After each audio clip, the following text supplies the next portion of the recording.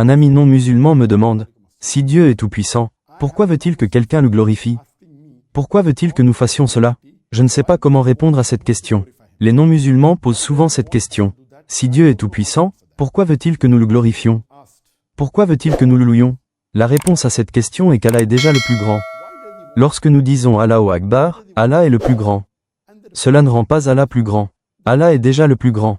Que nous disions une fois ou 10 fois ou 100 fois ou 1000 fois, cela ne fera aucune différence pour Allah. Allah est déjà le plus grand.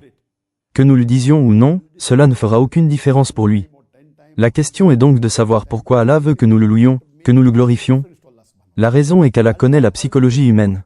Normalement, l'être humain a tendance à suivre les conseils donnés par toute entité qu'il glorifie. Par exemple, si vous savez qu'il y a un grand cardiologue dans le monde et que vous savez qu'il est très célèbre, qu'il apparaît dans les journaux, que tout le monde sait qu'il est le numéro 1. Supposons que votre mère soit victime d'une crise cardiaque, vous suivrez les conseils du meilleur cardiologue. Si un médecin inconnu vous donne un conseil et qu'un cardiologue en donne un autre, qui suivrez-vous? Mais naturellement, pour sauver votre mère qui a eu une crise cardiaque, vous suivrez les conseils de ce cardiologue. N'est-ce pas? Parce que c'est un expert. De même, si vous voulez apprendre quelque chose, vous irez voir un professeur qui est plus célèbre. Si vous voulez apprendre les mathématiques, vous irez voir le professeur qui est le meilleur en mathématiques. Et lorsque le professeur dit quelque chose, si vous avez prouvé qu'il est le meilleur, alors vous le suivez. De même, lorsque nous disons Allahu Akbar ou Subhanallah, Allahu Akbar signifie qu'Allah est le plus grand. Subhanallah signifie gloire à Allah. Alhamdulillah signifie louange à Allah. Lorsque nous disons cela, nous convenons qu'Allah est le plus grand, qu'Allah doit être glorifié, qu'Allah doit être loué. Nous disons Al-Hakim, le plus sage, le plus intelligent. Lorsque nous disons cela, nous suivons les conseils qu'Allah nous donne.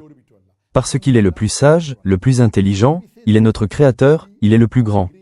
Nous le louons donc et pourquoi Allah veut-il que nous le louions?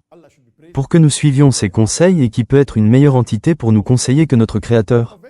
Allah est bien supérieur aux meilleurs médecins du monde. Si vous réunissez tous les meilleurs médecins du monde, Allah subhanahu wa ta'ala est de loin supérieur parce qu'il est notre créateur. Il nous connaît mieux que les meilleurs médecins et les meilleurs chirurgiens du monde. Ainsi, lorsque vous allez suivre les conseils du cardiologue pour votre mère qui a eu une crise cardiaque, allez-vous suivre les conseils d'Allah ou non? Allah est bien supérieur au cardiologue.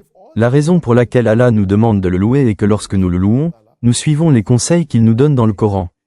C'est la raison pour laquelle nous devons lire obligatoirement la sourate Fatiha dans notre salat. La lecture de la sourate Fatiha est un phare dans notre salat. Lorsque nous lisons la sourate Fatiha, que dit-elle? Nous commençons par Bismillahir Rahmanir Rahim au nom d'Allah, le tout miséricordieux, le très miséricordieux. Alhamdulillahi Rabbi Alamin. Louange à Allah, le Seigneur des mondes. Ar-Rahmanir Rahim, le tout miséricordieux, le très miséricordieux. Maliki Yaoumiddin, le maître du jour du jugement. Les 3 premiers versets de la sourate Fatiha vous louent et vous glorifient. Alhamdulillahi Rabbi Alamin. Louange à Allah, le Seigneur des mondes. Ar-Rahmanir Rahim, le plus miséricordieux, le plus gracieux. Maliki Yaoumiddin, maître du jour du jugement. Puis le 4e verset, Iyaka na'budu wa Iyaka nasta'in. C'est à toi seul que nous rendons un culte, c'est à toi seul que nous demandons de l'aide. Les 4 premiers versets, les 3 premiers, le loup. Le 4e verset également, Iyaka na'budu wa Iyaka nasta'in. C'est à toi seul que nous rendons hommage, c'est à toi seul que nous demandons de l'aide. Puis il continue. Puis nous lui demandons de nous montrer le droit chemin. Siratol lazina anamta aleim geril magdubi aleim waladolin. Le chemin de ceux qui ont mérité ta faveur, et non pas le chemin que tu as dévié. Et la suite, quelle que soit la sourate que nous lisons, est la réponse. La sourate Fatiha est donc un doua, nous faisons son éloge. Nous le louons d'abord, puis nous lui demandons de nous montrer le droit chemin. Le chemin de ceux qui ont gagné ta faveur.